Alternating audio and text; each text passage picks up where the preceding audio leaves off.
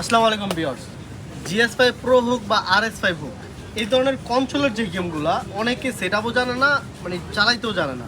তো তাদের জন্য আজকে আমি একটা ভিডিও নিয়ে আসছি। সেটা হলো আপনার এরকম একটা কনসোলের থাকবে, যেটার মধ্যে আপনার একটা HDMI কেবল থাকবে আর হলো একটা পাওয়ার কেবল। পাওয়ার কেবলটা এই যে এখানে দেওয়াই থাকে। হ্যাঁ, পাওয়ার কেবলটা হলো USB to Type-C।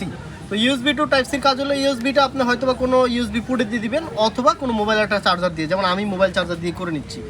আর এইখানে দুটো HDMI পোর্ট থাকবে, HDMI পোর্ট দুটো সেম, একটা মনিটরের পিছনে দিয়ে দিবেন, আরেকটা জাস্ট এখানে ক্লিক করে দিবেন। আর এই ছোট্ট ডঙ্গলটা এখানে লাগাই দিবেন এই দুটো রিমোট চালানোর জন্য। একদম ইজি, কিন্তু আপনি খালি জাস্ট এটা একটু চারদিকটা দেখলেই বুঝতে পারবেন কোনে কি পোর্টগুলো আছে। জাস্ট এখানে দুটো পোর্ট থাকবে ইউএসবির, একটা এখানে লাগিয়ে দিবেন আর একটা পাওয়ার লাইন দিবেন আর একটা HDMI দিবেন। দেওয়ার পরে এই যে দেখেন আমাদের স্ক্রিন কিন্তু চলে আসছে। আর রিমোটে অনেকে জানতে চান যে ভাই আসলে এটার কোনটার কী কাজ। দেখেন নর্মালি কিন্তু আমাদের এই বাটনগুলো দেখেন মুভিং হচ্ছে, দেখছেন এই বাটনগুলো দিয়ে হবে, কিন্তু আপনার এই বাটনগুলোর বাকি সুইচগুলোর কাজ কি?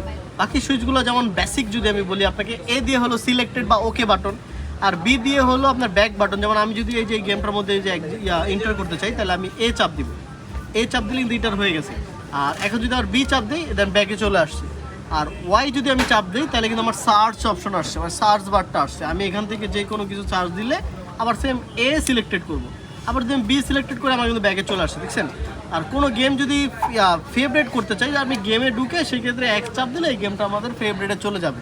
তো এক্সের অতটা ইম্পর্টেন্ট প্রয়োজন নাই। আর এই সামনের সুইচগুলো হলো আপনার বিভিন্ন ধরনের কার গেম বা ফুটবল গেমগুলোর জন্য ইউজ করেন, কিন্তু বেসিক হলো আপনার এই কন্ট্রোলারটা আর এই চারটা বাটন দিয়ে আপনার কাজ করে।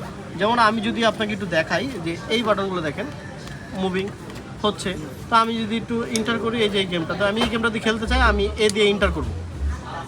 এই দিয়ে ইন্টার করার সাথে সাথে কিন্তু আপনার গেমের এটা চলে আসবে। আর দুইটা কন্ট্রোলে কিন্তু আপনি একসাথে খেলতে পারবেন। তো একটা ফার্স্ট কন্ট্রোল, একটা সেকেন্ড কন্ট্রোল।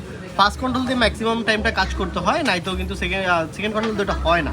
ফার্স্ট টাইম বুঝবেন কীভাবে যে ফার্স্ট কন্ট্রোল কোনটা, সেকেন্ড কন্ট্রোল কোনটা। ফার্স্ট কন্ট্রোলে কিন্তু রেড বাতি থাকবে আর সেকেন্ড কন্ট্রোল কিন্তু সবুজ বাতি থাকবে, তাহলে আপনি বুঝতে পারবেন ফার্স্ট কন্ট্রোল সেকেন্ড কন্ট্রোল। তো এখন গেম আমার চলে আসছে, এখন আমি গেম কীভাবে খেলবো?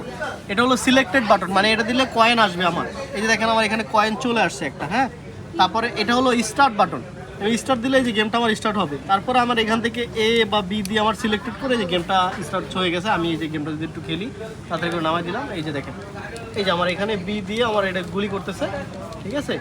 আবার আমি যদি একটু ব্যাগে যাই, এই যে এ দিয়ে হলো লাভ দিচ্ছে, ঠিক আছে। এইভাবে হলো গেম খেলতে হবে। আর এগুলো কানেক্ট করার সিস্টেম এইটাই, একদম বেসিক, কিন্তু সবাই কিন্তু ভিডিওটা ফুল দেখবেন তাহলে বুঝতে পারবেন।